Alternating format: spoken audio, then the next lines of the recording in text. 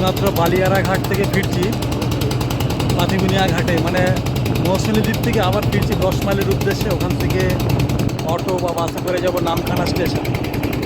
এই হচ্ছে চেনাই নদী, যথেষ্ট ঢেউ এবং খুব সুন্দর, নৌকা যেভাবে দুলছে ভয় লাগে।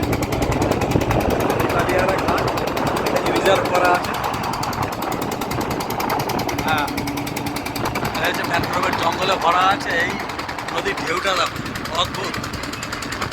হ্যাঁ, আশপাশ লাগছে। 20 মিনিটের মতন লাগে এবার থেকে ওপার যেতে, 20 মিনিটের মতন লাগে। মোটামুটি একটা গাড়ির মধ্যে 10 জন আছে, রিজার্ভ করা হয়েছে। প্রত্যেকেই আছে, ভালো মানুষ আছে।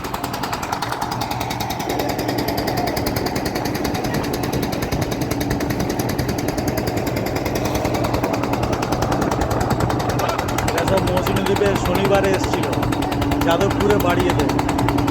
এখন বাড়ির উদ্দেশ্যে ফিরছে। জলের তোরে কীভাবে নাচছে নৌকোটা, জলে ঢেউ দেখো।